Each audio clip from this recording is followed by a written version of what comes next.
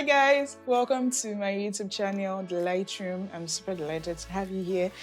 Guess what I did? I'm super happy that you've tuned into my video at this time, and Happy New Year to you. If you're watching this on the 31st, just take it that I'm the first person to wish you a Happy New Year. I genuinely wish you a Happy New Year. And since you're here already, why don't you go ahead and subscribe to my YouTube channel, this channel. Leave a comment for me. Let me know how this video helps you. Share this video with your friends, your family, someone that you think would need what I'll be talking about in this video. Last week, I shared my lessons from Christmas because last year, the days leading up to Christmas were not particularly blissful for me. And I had a moment where I just sat back and reminisced what happened, why I felt the way I felt. And I shared my lessons in that video. Parts of it are vulnerable, but I believe they would help you. So head over and listen to the video, watch the video, send it to your friends that may need it, and spread the work of the Lightroom. Thank you. Okay, about to enter January, or if we are watching this in January, we are already in January, the month with 80 days. Actually, in 2022, I felt that February was longer than January. I mean, January was normal for me. I feel like people tend to exaggerate how long January actually is. Maybe it's because of the hype that comes with the new year. I don't know what it is, but like for January 2022, I felt like it was short. I think it was not as long as people were saying it was. But you see, February was, oh God, February was long. And I was like, why is this month long?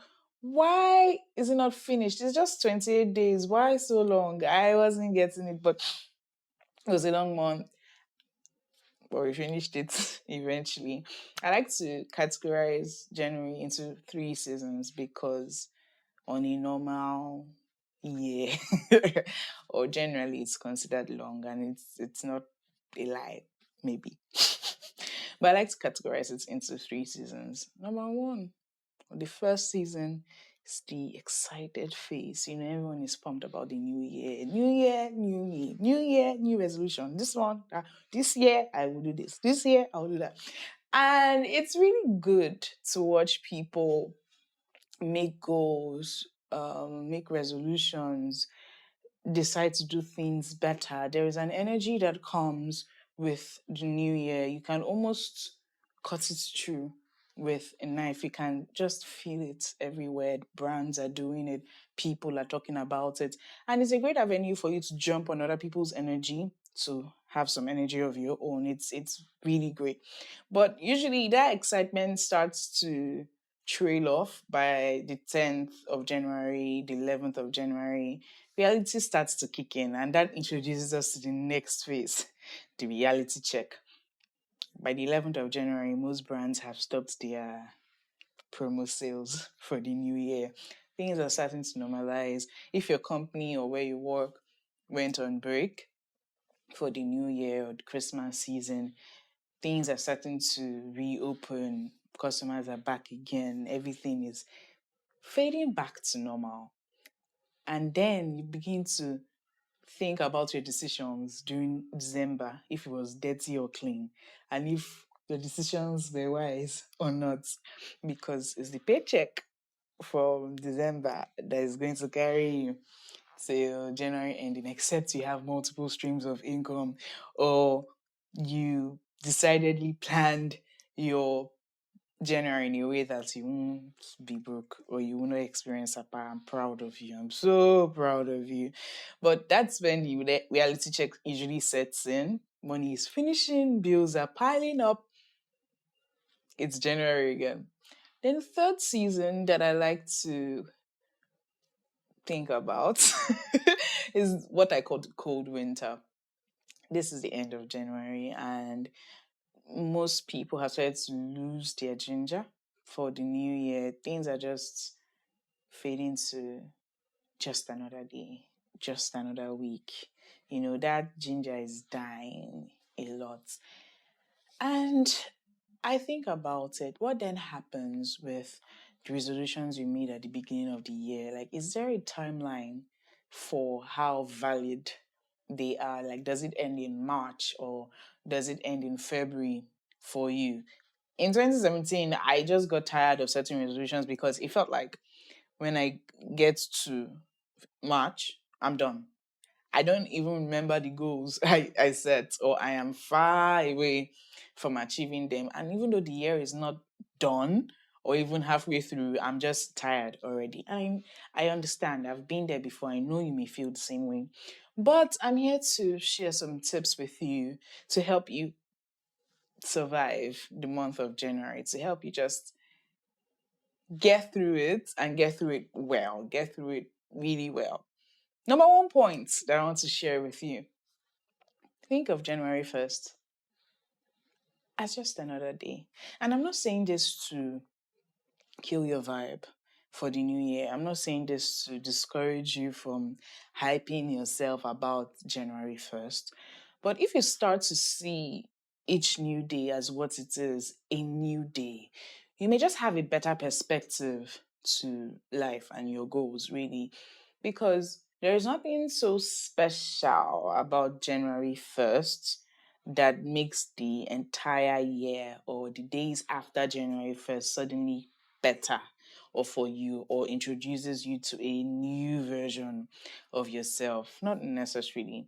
But when you learn to see each day, each new day, whether it's the 1st of January or the 21st of December, when you learn to see each new day as a fresh opportunity to go ahead again, to do things better, to love harder, to just be yourself in better versions, it will be easier for your mind. You would rid yourself of the pressure to achieve something on the first or to just have your life put together all of a sudden on the first of a month, right? So learn to see each day as a new opportunity to do better. Learn to see each new day as a gift from God to just express yourself, to be a better version of yourself. It will be easier for you if you treat life that way. The second point I'll be sharing is don't throw 2022 away. Oh my God. Some people just, I am some people sometimes. Some people just um throw away the year. 2022 is done. I mean, new me. I mean, new me. Anyway, as I just did this, I remembered Grace Clark. I'm not saying she does this, but this hairstyle was inspired by Grace Clark. When I told my husband I was going to shoot this video with my all back like this, he was like, I'm Grace Clarking it, so it's actually a thing. So, Grace Clark, this is for you. Anyway, so we like to throw away the previous year. Oh, this is a new me. It's 2023. I'm going to do better. The old me is gone. The new me is here. Newsflash. Nothing really changed like that. Don't throw away 2022 because if you're being factual, 2022 is a period of your life that you can't wish away. All the things that happened, happened. All the things that did not happen, did not happen. So don't get so carried away trying to rewrite things in your life that you throw away even the precious moments. We get so caught up with other people's narratives of how their years went. When you hear a couple of people say, oh, the year was bad, the year was bad, subconsciously you want to say the year was bad for you, even if you know deep down that the year wasn't actually bad for you. Even if you encountered some challenges, I mean, there were some bright sides. So don't throw away 2022. Calm down and learn what happened in 2022. I like to write a year in review for myself, and as much as I can, I write months in review. And what I basically do is account for the year. What happened? What went great? What went bad? What could I have done better? What did I do really well this year? It helps you approach the new year with perspective. It helps you approach the new year with the gift of hindsight. Like you've experienced 2022, a whole year. Now you're about to enter a whole new year. It will help you to know what happened. Don't just discard it. Sit down. And I encourage you to write it because for me, my thoughts just seem to flow when I write. I remember things that I even thought I had pretty much forgotten. So don't throw away the new year. Number three, my point three. Resist the temptation to not see the good that was in 2022. As I said before, there is a time where you feel like going with everyone's narrative of what happened during the year. Maybe someone is sharing a story of how the year was difficult, and subconsciously you want to be looking into your life. Was my year difficult? It's a very subconscious thing, but I want you to calm down, like take a pause. If you're not ready to write your goals on the 1st of January, unpopular opinion, don't write them just yet. Calm down and breathe. Calm down and think about the previous year. What were the good things? Write them down. Are you a good news or a bad news person? Like, what I mean is, when someone says, I have good news and bad news, which one do you want to hear first? Which one do you usually go for? When I read my year in reviews, I start with the good news. So I start with writing down the things I did well. Oh, Chisholm, you did ABCD well. You finished ABCD. And then I write it down, and many times as I'm writing, I'm just like, oh, I actually did this. I actually really did this. That's great. Not bad at all. And it's usually never bad. And then I start to get even more honest with myself and point out places that I could have done better, places where I set goals and did not achieve them. But the fact that I started with the good news just helps me feel less overwhelmed when I'm sharing the parts that I didn't do so well. So it really helps, and I want you to try it out too and let me know how you feel after you write your goals and your year in review, starting with the good ones first. Number four thing, set those goals. Set them. Set them. Am I even on number four, number five? But set your goals, honestly. Now that you have reviewed your year, you have um, seen things that you did well, the things you did not do well. Set your goals with those things in perspective. Let's say you told yourself, I'm going to start a new course, a new online course to build my skills at work. And you said that from January 1st. January 2nd passed. Now, December has finished and you didn't do anything. Calm down and realize, why didn't I do anything? Is it that I didn't have time? Was I watching too much TV? Did I even know how to measure my success with this course? So for the course, you may want to set timelines. Okay, by January 1st, I should have done 1 to 4 in this course. Maybe out of 100, I should have done 1 to 4. By February, I should be in 25. Something like that. So you're setting goals in a smart way. I know you have heard about the SMART acronym: set specific goals, measurable goals, attainable goals, relevant goals, and time bound goals. Sometimes you just want to say what I want to do this year. When in the year, gong, do you want to do it? It will help you to just put time into it. And there should be some form of flexibility while you set your goals. So if you don't achieve it by the 10th of January, it doesn't mean you should now discard it. Okay, bye bye. So next 10th of January, no, don't do that. But set some deadlines around your goals. It will just help your mind with a sense of urgency. Oh, I need to do this. This needs to be done. It will really, really, really help you. And the last point I would share on how to make your new year better, how to make those resolutions work, how to just have a better new year is seek accountability. It changes the whole game. Sometime in November, I wanted to go on a retreat of some sort. I just wanted to take more time to have my Bible study, take more time to pray.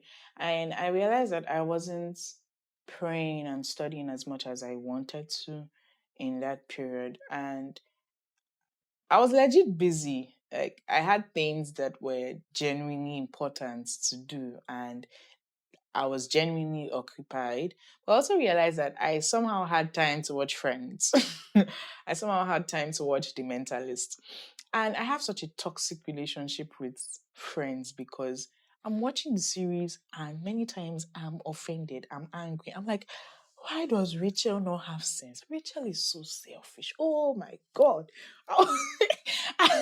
Like, I'll just be watching it and I'm like, why are people like this? I don't like what is happening, maybe in a particular scene, but I'm still watching it. And it's so funny. And I'm saying, I'm not going to watch Friends again. This is rubbish. And next week, I'm watching it again. It was so funny. But at some point, I just realized that if I had time to watch Friends is like, what, 20 minutes long per episode, I think. So if I had that time to watch Friends, I can scrap out Friends and spend 20 more minutes in Bible study. Yeah, you can do that too. So when I decided to do that, I cut out Friends and The Mentalist from my watch list in that period. I cut out The Mentalist because it's a crime show and I really like crime shows for some weird reason. But I noticed that in that period, I was unnecessarily paranoid about things. Like when we were leaving the house, I'll find myself checking down with my key, find myself checking that my door closed. So the door automatically closes when you step out and you can't open it from outside except you have a key. But as I step out, I'll wait to see that the door clicked shut, even though I know that the door closes automatically. Like, it didn't make sense how paranoid I was at some point. And then I just traced it back that, this thing started when I started watching Mentalist. So I got it out of my watch list and I decided to feed my mind with things that did not inspire fear. Don't get me wrong, The Mentalist is a great show. Story writers for Friends did great. But I knew what I needed to cut out from my life at that time. And where accountability comes to play is that I told my husband about it. I was like, wait, I'm not going to watch The Mentalist and Friends for the rest of the month. Please hold me accountable. We live in the same house. So every time he comes back, he can just always tell that um, I didn't watch it because, I mean, on Netflix, you can see what was watched before. Like, you can see whole watch history. And my husband and I are very honest with each other. If you know me personally, you know I don't really mind words. I say things the way they are. So if he asked me if I watched The Mentalist and I did watch it, I'll say, yeah, I watched it. But just knowing that someone was holding me accountable made it easier for me. There were days I was really in the mood to watch Friends. Like I just wanted to binge it. But knowing that I would have to give accounts to my husband when he comes back, or he may even be sitting with me right there in the parlor, I don't want to go into the whole back and forth of, you said you watch it, you said you not watch. I just say, okay. Let me not watch Friends. Let me watch The Chosen. A healthy substitute. So sometimes in removing things from your life, you need to find healthy. Oh God, healthy, healthy substitutes for those things. So I stopped watching Friends. I spent more time watching other things, reading my Bible, watching sermons, cleaning my house. I enjoy cleaning my house. And in that period, I'll just plug my ears, listen to sermons, listen to new songs, beautiful songs. And it was just different. And another thing I started to do was taking long walks. So I'll wake up in the morning and take a walk around the area we stay. I started with 2 kilometer walks, then became 5 kilometers, then became 7 kilometers. So I've shared some tips that would help you have a better year. If you have some other tips to share with people in the comment section, please go ahead and do it. Share things that you are adding to your life's plans, things that are going to help you have better schedules, help you achieve your goals. If I have not mentioned them already, please share them in the comment section for the benefit of other people that would watch this video and other people that will check the comment section. I wish you a very, very, very happy new year. I want to be here for you, giving you content back to back, and you would watch me do that here on the live stream. And I'm really glad that you've listened to this video so far. If you haven't done that already, I want you to like this video. I want you to subscribe to my channel, and I want you to leave a comment. Happy New Year. I love you. I may not see you right now, but I genuinely love everyone that has subscribed to this channel. I pray for you guys, and I really, really pray that you have a great year ahead. Bye.